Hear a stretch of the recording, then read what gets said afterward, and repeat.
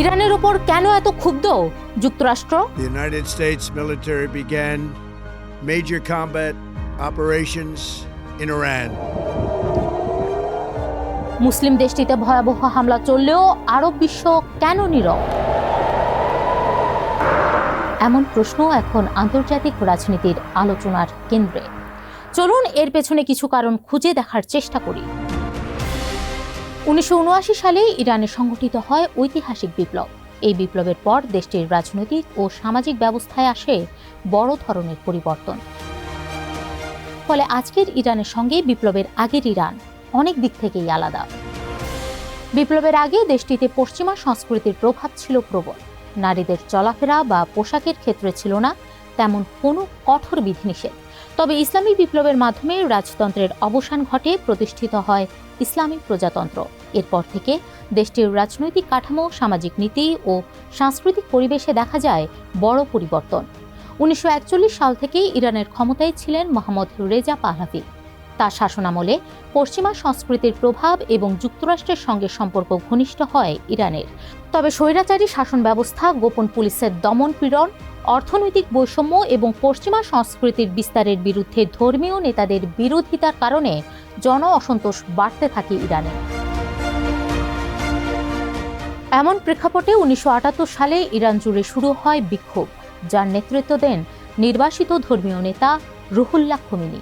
আন্দোলন তীব্র হয়ে উঠলে 1979 সালের জানুয়ারিতে দেশ ছেড়ে যুক্তরাষ্ট্রে চলে যান পাহলাভি।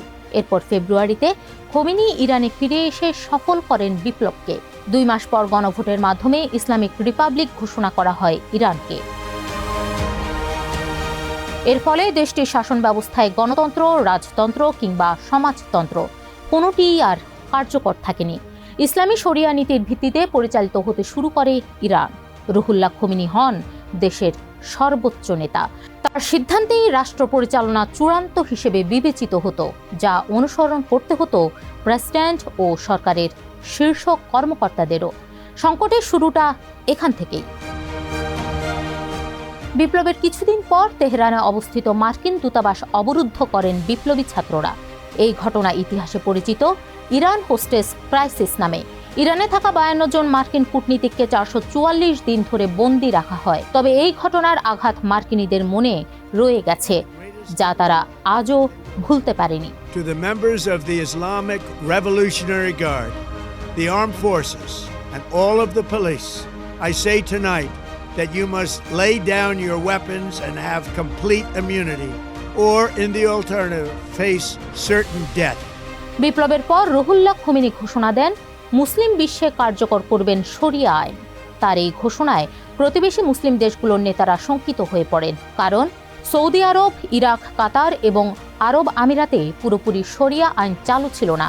বিপ্লব ছড়িয়ে পড়ার আশঙ্কায় 1980 সালে ইরানের বিরুদ্ধে যুদ্ধ শুরু করে ইরাক। এই যুদ্ধে অন্তত 10 লাখ মানুষ হতাহত হন। ইরানের বর্তমান পরিস্থিতিতে শিয়া সুন্নির রাজনৈতিক দ্বন্দ্ব গুরুত্বপূর্ণ ভূমিকা রাখে। ইরান শিয়া ইসলাম ভিত্তিক রাষ্ট্র, আর মধ্যপ্রাচ্যের বেশিরভাগ দেশ, বিশেষ করে সৌদি আরব, সুন্নি নেতৃত্বাধীন। খোমেনির ইসলামী বিপ্লব অন্য দেশে ছড়িয়ে দেওয়ার ধারণার কারণে তৈরি হয় রাজনৈতিক প্রতিদ্বন্দ্বিতা। সৌদি আরব, বাহরাইন এবং সংযুক্ত আরব আমিরাতের সঙ্গে ইরানের উত্তেজনা বাড়ে। এই অঞ্চলে এক প্রকার একঘরে হয়ে পড়ে ইরান।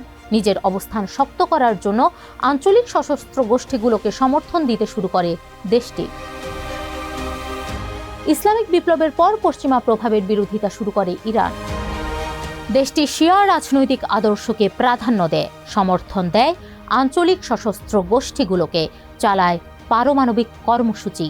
এ কারণে মধ্যপ্রাচ্যের অনেক দেশ ও পশ্চিমা শক্তির সঙ্গে দ্বন্দ্বে জড়িয়ে পড়ে ইরান। এমন বাস্তবতায় গত জুনে ইরান জড়িয়ে পড়ে ইসরায়েলের সঙ্গে 12 দিনের যুদ্ধে। সে সময় প্রতিবেশী কোনো মুসলিম দেশ প্রকাশ্যে নিন্দা পর্যন্ত জানায়নি।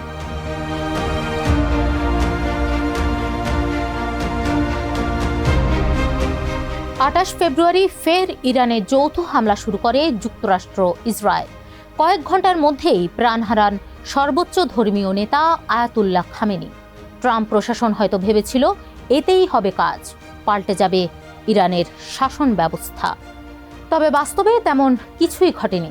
সর্বোচ্চ নেতাকে হারানোর শোককে শক্তিতে পরিণত করেছে ইরানের জনগণ। ইসরায়েলের দিকে ক্ষেপণাস্ত্র নিক্ষেপের পাশাপাশি মধ্যপ্রাচ্যে থাকা যুক্তরাষ্ট্রের সামরিক ঘাঁটিগুলোকেও লক্ষ্যবস্তু করছে দেশটি।